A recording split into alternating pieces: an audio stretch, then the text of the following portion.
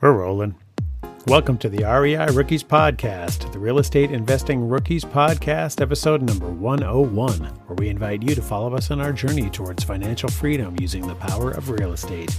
I'm Josh Koth, and Jack Haas is probably off playing Magic the Gathering somewhere, or Dungeons and Dragons, I'm not sure which.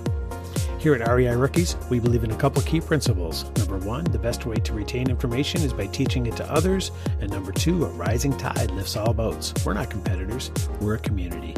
So let's get into some real estate investing. All right, guys, today we have an interview with local developers, Epic Companies. Check them out at epiccompaniesnd.com.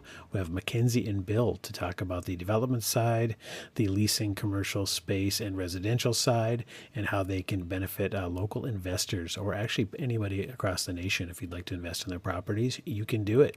Check out the interview with McKenzie and Bill from Epic Companies right now. All right, guys, I'm here with McKenzie, Olson, and Bill Leier from Epic Companies. And this is kind of cool because normally we don't have local real estate professionals on the show. So these people are local to Fargo-Moorhead area, and we'll kind of get into what area they cover. But they're real estate developers as well as capital investment opportunity for listeners out there too. So we're going to kind of get into that. So welcome to the show, McKenzie and Bill. Thanks for having us. Awesome. All right. So what I'd like to talk about is basically just kind of give us an overview of what you guys do. Maybe McKenzie, you can kind of talk about the development side of things, how you guys operate as real estate developers in the area, and what kind of the types of buildings you put up and what you guys do. Great. So Epic Companies is a management development investment firm. So our kind of the big idea is we're taking underutilized spaces and turning them into utilized spaces in the form of mixed use is our specialty. Mixed use building vertically and kind of maximizing the land space. So we have a lot of commercial tenants on either the first, second floor, just kind of depending on the building, and then we have residential tenants above that. So we like to do this as it's a trend, that's working for us. That's been working a lot around different cities, and then we've been capitalizing it in the area, Fargo-Moorhead area, and then now we've started to expand our footprint a little bit throughout North Dakota, and then we have a property in Detroit Lake. So awesome. So I'm always curious too, like just being a single family, multifamily residential investor, the whole commercial space is kind of interesting to me and foreign to me as well. Mm-hmm. But how that you mentioned how things are trending, and you see the big brick and mortar stuff is getting harder and harder to, keep occupied, especially those big, like Gander Mountain type, big box retail. And you mentioned the trend of kind of mixed use with residential and smaller commercial spaces combined. Mm-hmm. Is that kind of how you see the whole commercial development side of things going, or? Yeah, you have to think that a lot of people are using the internet to buy a lot of things. So you kind of have to change your vision on that. We just had a conversation yesterday. It was kind of unique with Junkyard Brewing, actually, another local brewery in town. And they were talking about how breweries are a really good space, like that, a brewery trend. And they don't know what they'll be in 5 years, obviously, but for now, it's like it's a really good anchor tenant. Yep. And then we kind of talked about some other tenants, restaurants, bars, coffee shops. Those seem to be places that aren't really going anywhere at this time. As far as some other retail locations, like the clothing, we talk about the big brick and mortar stores. Yes, those are changing. So you do have to keep in mind what kind of commercial spaces you're looking for and what will work. But that's something that we try to follow closely as the trends change. So really, you guys have to focus on tenants where people is providing a service that people are going to go to that site for. Yeah. As opposed to purchasing an item they can just buy off Amazon. Right. Or something. So a lot of electronics retailers, things like that, are really losing ground. Whereas coffee shops, like I said, breweries, things where people like to interact, or they go on a regular basis, and it's more about the experience. Yep, the atmosphere experience. Yeah, totally. Yeah, I can see a brewery. Yeah, that's really like the Junkyard over in Moorhead when I drive by. It's in the summer. It's always super packed over there. So yeah, that is a really good tenant. What do you guys think, just from being in the industry? Like, what do you think about like West Acres, which is our big local commercial 1970s shopping mall? Like, what do you think is in store for, the big shopping mall? Like, how are they going to do you guys have an opinion on how they can possibly make that work? Or I think West Acres has a good concept they're bringing in with the district. I think it's a really good idea to try to, capitalize on the momentum of these restaurants and making it more about the experience of going to the unique places that they're bringing to town. It's hard. It's challenging. And it makes you sad a little bit because you're like, oh, I remember going to the mall with my mom back in the day. And that Sears, was such a thing. JCPenney. Yeah, Herberger's was like my go-to. Right. But at the same time, those stores, I think, hopefully will figure out something. Either they need to do a smaller concept, they need to figure out more online options. Just maybe the big square footage space is just not what people are looking for anymore. And maybe it would make it more affordable to think of a smaller concept. Right. Well, just think of the overhead that a Sears has. Just the amount of square footage and just electricity and everything and all that inventory they have to have sitting there. Oh my gosh. Whereas, now people can order most of that stuff online, honestly. And I always thought clothing would be one of the last things to go, but it seems like even my wife and people, she's willing to buy stuff online. And kind of when she knows like what brands and what sizes fit. I thought that would be like one of the last ones, but it seems like that's trending negatively as well. So I think it's really all about the experience, service providers, Do you get a lot of like chiropractors, massage, hair, that kind of stuff? We look for a lot of those type of tenants. Those are good tenants, absolutely. In some of our downtown West Fargo buildings, for instance, the first one has More Engineering, Onsta Twitchell Law Firm, the West Fargo VFW, now a DA Davidson, a financial firm. So those are maybe not as fun to people that are coming to the area to do customer serve, walk in and out, see spaces. So for the next phase, we are looking for more of those customer serve type businesses, the retail, the coffee shops, the ice cream shops, the eateries, so that now we have a lot of people down there that are all working and everything, and they're like, where do we go on lunch? What do we do? So we do still need to provide those type of concepts. Right. And as far as like the health and wellness, that's not really going anywhere. I think that's a really good tenant. We look for those, especially at our Cheyenne 32 Lights location. We're looking for health and wellness businesses. Right. And all of those under one roof can kind of make sort of that mall type of feel, because it's like, here you go to the chiropractor, get your prescription, go get your nutrition shake, go work out here. Yep. So those businesses together kind of combined as one can make a big team. Yeah, do you find...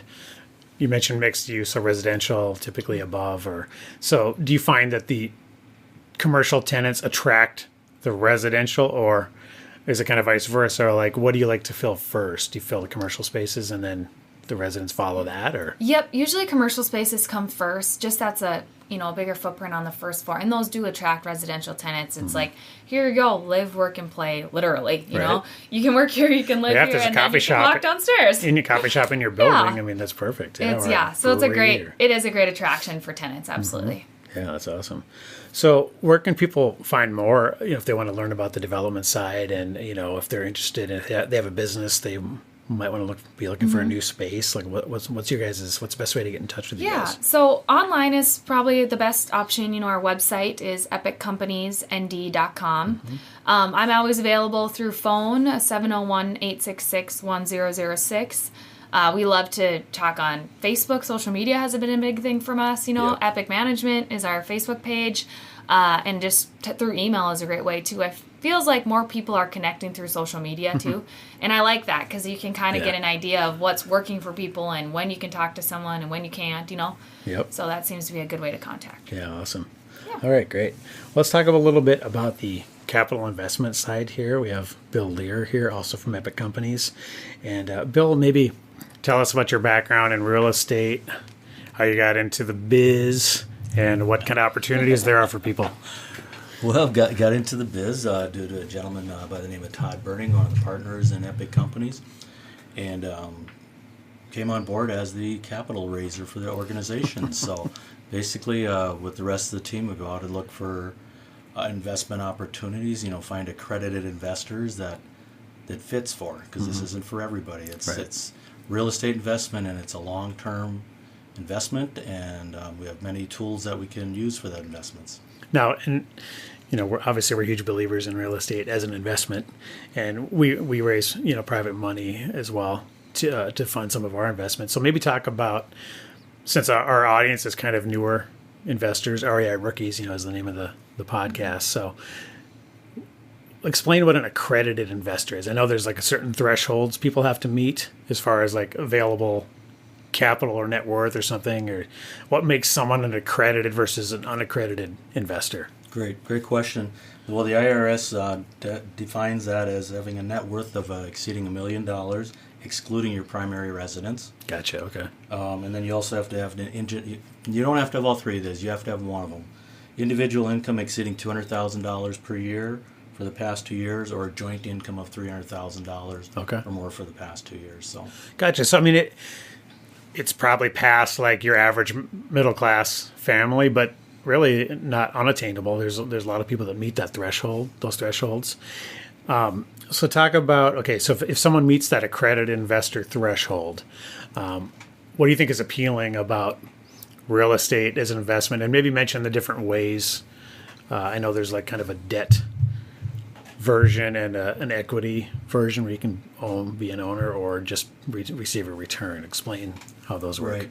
Right. Real estate investing and with Epic companies, it's what I call passive investments, because you can be invested in the building as an owner or whatever, but you don't actually have to manage the building and stuff like that. So you don't have those problems the headaches that come with the headaches that come with it. So sub-debt is what is considered as if you were the bank, and we start at $25,000 minimum with that. Mm-hmm. So you would say, Bill, I want to be invested as sub-debt. You give me $25,000, we pay you X% back for up to 5 years. Okay, awesome. Least that has the least amount of risk, but there's still risk, as there is with any investment in realty, real estate. And then also the next step is a Class A equity. That's where we are looking at $50,000 as the minimum, and then you actually have ownership in the building, so there's more risk, but there's also a higher return, and that we look at to be people to be in a minimum of 10 years with us. Right. Now, and maybe explain for our audience too, in that second level where you would actually be a part owner, then you probably receive some more other residual benefits of owning, right? A lot of the tax benefits, Correct. I'm not an accountant by trade, but there definitely is. I also have that. But there's absolutely some benefits. If the buildings do well, which most of ours have done very well, you're going to be getting some tax benefits, some returns during the course of the project. And then the big return is when we either refinance the buildings or sell the buildings. Right, and then you kind of get a payout, that's when the profit is extracted. Right. Yeah, awesome. That's great. So that's nice because, a lot of people want to invest in real estate, but they don't want the headaches of being a landlord, like we do, owning single-family homes and things and having to take calls from tenants and do all that. So you guys are handling the management part. So it really is a passive.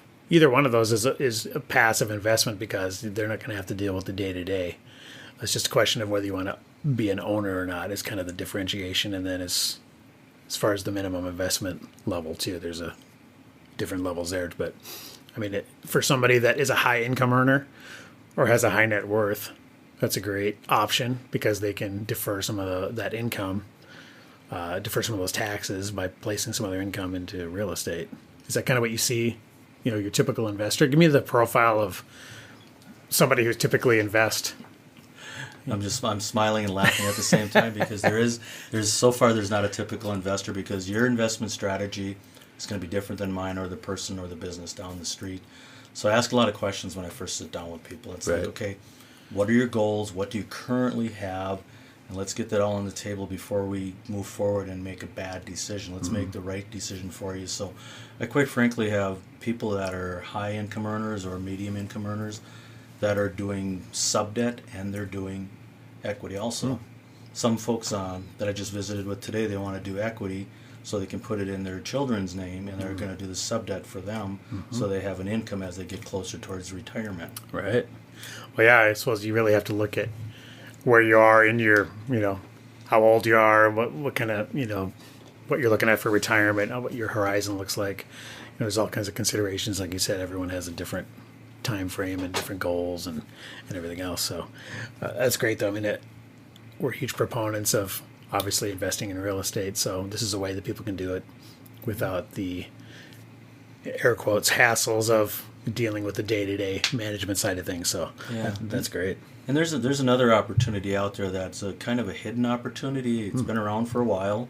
It's been quite successful for us, and that's the vehicle that I like to call self-directed IRAs. Oh, Yeah. So people that have a current existing Roth IRA or traditional IRA, they don't have to really come up with new money. If they're tired of taking the bounces in the market up and down the stock market, they can actually create a self-directed IRA, and we actually use First International Bank in town here, in which they just roll their IRA into their own self-directed. First International's then told where buildings to put it into. Wow. And they invest, and then the money just keeps going back into their IRA until they decide to pull out at retirement age. So that's great, because now, and again, I'm no CPA either or tax advisor, but as far as I understand, when any earnings you generate from investments within a self-directed IRA, like I said, have to be returned into the retirement vehicle, right? You can't just profit from it immediately. But when they're inside that vehicle, then are they accumulating, are they avoiding most of the taxes you would see if you had just cash invested outside of the retirement vehicle? Again, that I wouldn't be able to answer that 100% because I'm not a tax accountant. Yeah, right. It depends if it's, if it's Roth IRA, traditional IRA. There's all these different mechanisms, and when we get people that want to do a self-directed IRA, we hook them up with First International Bank. They can handle all the details. And they sit down and actually have a one-on-one meeting and make sure it's the right thing for that person before they go into it. But I think that is pretty exciting, though, because I believe, like, if you're in one of the retirement accounts that accumulates tax-free, then any earnings that you would get if you're in that type of vehicle already would also be tax-free. That's my assumption. Disclaimer. There you go. But I mean, think about that. Think about the power of that versus, like you said, you're in a mutual fund or something that's just riding the crazy wave of the stock market, the unpredictability. And for me as a real estate investor, I love the idea of real estate as an investment. Because people always say, well, isn't it risky? Well, if you live in town and you can drive by the building that you're invested in, there's some control there. You're talking to the people that own the building. When you own a mutual fund, you don't even know what companies are in it typically. And even if you did, you literally have no say on what goes on in those companies. You can't walk into Coca-Cola boardroom and say, I demand you do things differently. So I love the idea of having some control and being, talking to the people that actually own the building. It's just, to me, it's just a lot. I'm a lot more at ease investing in that type of investment. So if people wanted to reach out to you, Bill, and talk about the idea of investing, whether with cash they have on hand or through retirement, qualified retirement accounts, what's the best way to reach you? Best way, and probably the easiest way, is 218-791-2148. That's my cell number, and it's 24/7. So. All right. Hey, whenever somebody's ready with money, you got to be ready to take that call, right? That's right. So how do you, let me ask you this, like when you guys have a project that you're kind of planning, how do you coordinate, okay, this is going to take X amount of dollars, we need to go out and raise that, or if we have existing buildings, like there must be that's a lot of plates in the air trying to make everything come together. But I suppose if people want to invest, sometimes they need to act quickly, otherwise they might not be able to participate in a certain building, right? Because once it's funded, right? Correct, and that happens all the time. We just had a project that we finished. Took us about 2.5 weeks to fund it at $2 million. And I had people come in at the end that actually handed me checks, and I had to turn checks away. Oh, boy. So, but normally we know what the projects are going to cost well enough in advance for especially the Class A equity and sub-debt. And we just actually work with a lot of our contractors and a lot of the leads that the team has. It's a team effort on raising these dollars with all the buildings there are, because there's a lot of things going on right now. And it's we're a little company and we like to stay under the radar, but a lot of people are starting to find out about us. And I actually was on vacation this week, and I had people calling me the whole time down when I was gone. So where were you at? Great. Someplace 80 degrees warmer than here, called Florida. I was just in Mexico last week too, and came back. No wonder why you're tan. Yeah, and by the way, people that are listening from other areas of the country, we're in Fargo, North Dakota, and it was about -30 this week. So real Fahrenheit temperature. It was brutal. We need to head back south again sooner than later. Well, that's awesome. I mean, you guys put your phone numbers right in the podcast here, so hopefully some people will reach out and are interested in that. I wanted to ask you about now. I'm not sure. Did you guys build a building in Moorhead across from Dairy Queen? Mm-hmm. Okay, yeah, that's a great. Main, blocky. Yeah. That one's kind of a. Tell me about how that's going, and I know it's pretty much completed. And I drive by; it looks like they're working in the interior now. Mm-hmm. So tell me about that building and what. Yeah, it seems like that building has been a huge interest. Like everyone that's like, oh my gosh, you have that building, that's so cool. So, that building. We moved residential tenants in October of this fall. Okay. They were the first kind of to start their move-in process. A couple weeks ago, December, January timeframe, Edward Jones was one of the tenants that moved in, a commercial tenant. In December, Eventide Corporate Office also moved in, and they have the whole second floor. Okay. So they're a prime tenant in that building. Yep. And then on the first floor, what you've been seeing worked on is Usher's House and Choice Bank. So Usher's House, that's like a restaurant catering. Yep. So Usher's House closed probably about a year ago now in their unique space just overlooking the river in Moorhead. And they'll be opening up with a little bit of a different concept. They have a really open concept, some brunch options. But we're really excited to bring them back to the area because I know a lot of people were kind of like, oh, bummed when they closed. Mm-hmm. But they always had a plan. They knew they were going to reopen at some point. They just didn't know where. So Block E has been a really unique building, obviously just with the look and feel of it and with the patio out front. We just had an art RFP we're just finishing up, and we just picked an artist for some of the paintings inside. So we've been working with the Arts Partnership for that. 12 residential units. They're all full right now, but potentially more could come open, that's a cool spot. I mean, for those that aren't from the area, it's right across from like a really old school Dairy Queen. Mm-hmm. And it's kind of a main landmark location in Moorhead, Minnesota, right across the river from Fargo. And that's cool for a residential spot. I mean, you don't have those types of, that overlook and those types of views, so that's a really cool building. And there was a gas station there, so, I mean, it really improved the overall look of the corner too. So I've been paying attention to that. That whole block is actually it's a lot of stuff's going up there. It's cool. Yep.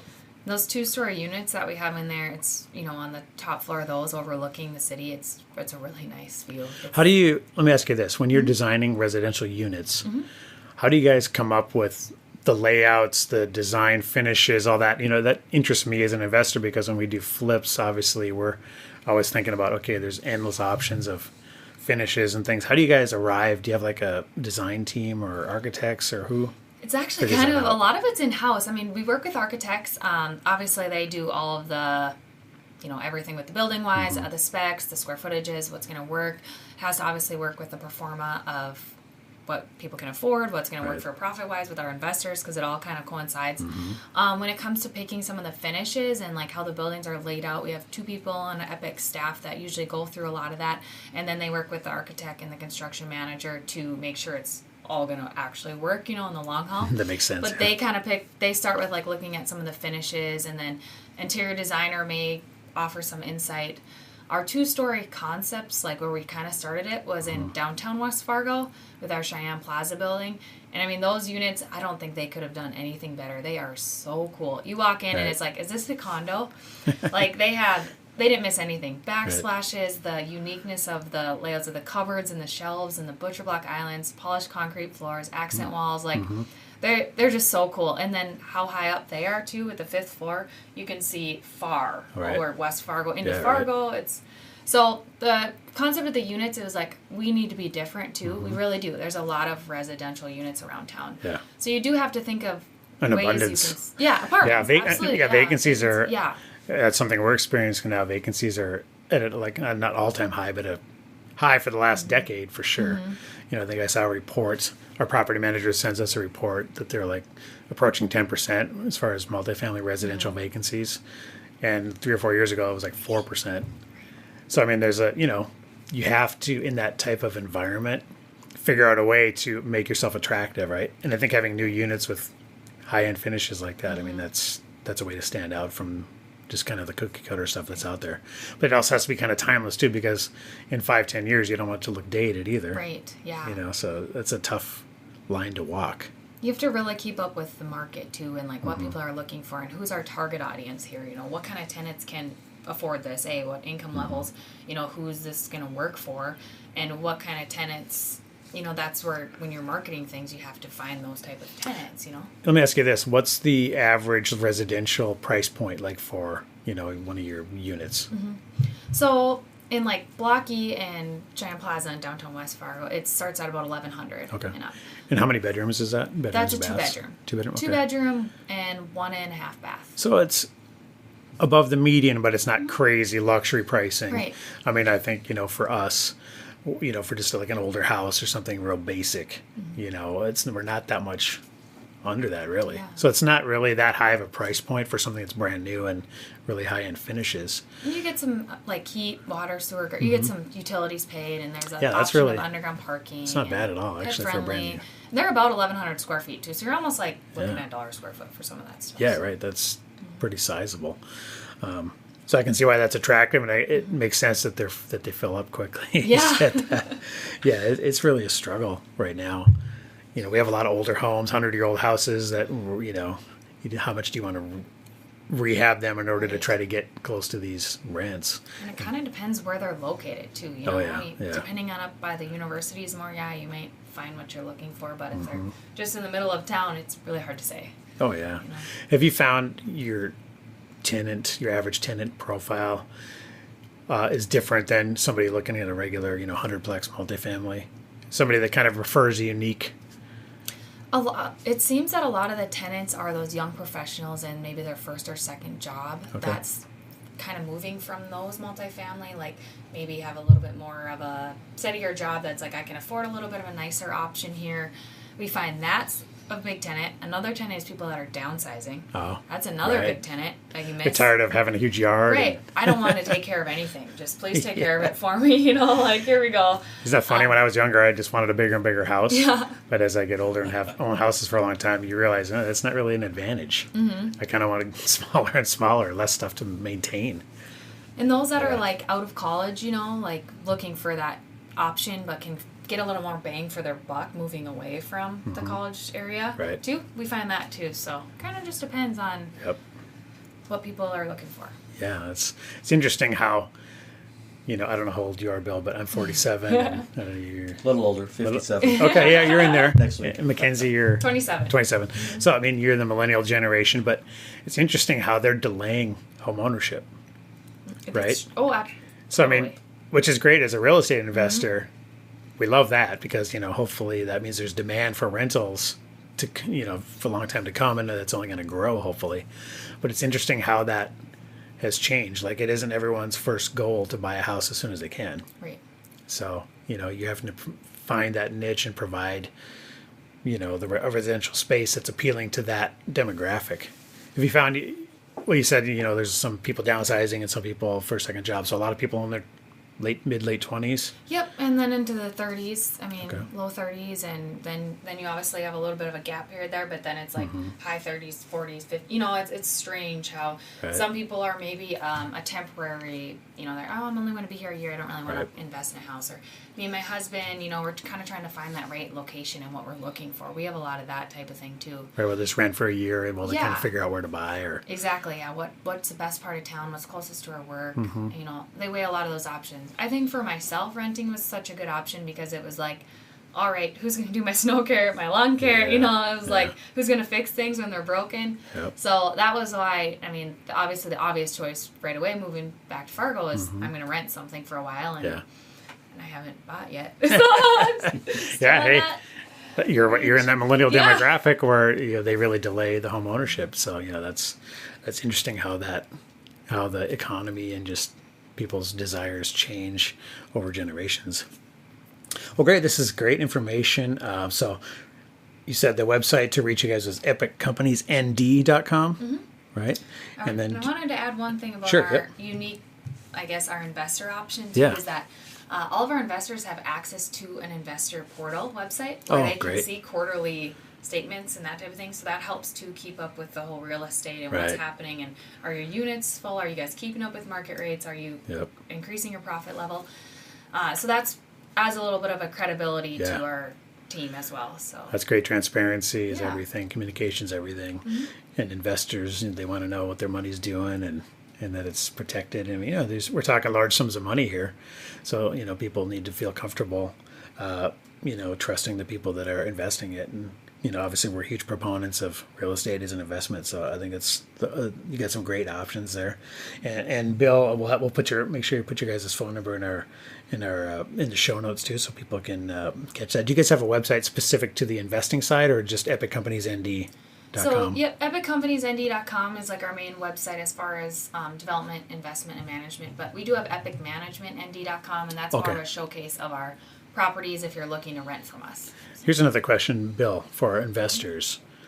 They don't have to be local, correct? Correct. They could be from anywhere in the country, right? Yeah, I've had investors from the state of Washington, South Dakota, all over. So okay. That's awesome because, people on the coasts, right, it's really tough to find cash flowing investments. The Midwest is a great return region. So, for people that are high income earners, maybe living on the coast and they have some money in retirement, invest in the nice, healthy, consistent Midwest is a great option. So I'd encourage anybody listening nationally definitely to reach out and investigate your options here with Bill and McKenzie. All right, well, I really appreciate you guys coming on the show today, and we'll put all the information in the show notes here. And thanks again. Thanks for having us. This was fun. Thank you for it's always good to tell the story. Awesome. All right, guys, make sure you check them out at epiccompaniesnd.com, local real estate developers. And remember, we put a lot of effort into providing useful content for the show. And if you've found value, we'd love a small donation over at patreon.com/REI Rookies. If you have any thoughts or questions, shoot us an email at info@reirookies.com. You can also find us on Facebook, Instagram, and Twitter at REI Rookies. And if you like what you're hearing, head over to iTunes, subscribe, rate, and review the podcast. It really helps other rookie investors out there find the show. And remember, get off the bench and get into the game. We'll see you next time. I don't like to tell a man what to do with his money, but if you ain't investing in property, then you're dumber than a dummy. I'm not dumb. I'm smart. Well, buy property. That's my advice.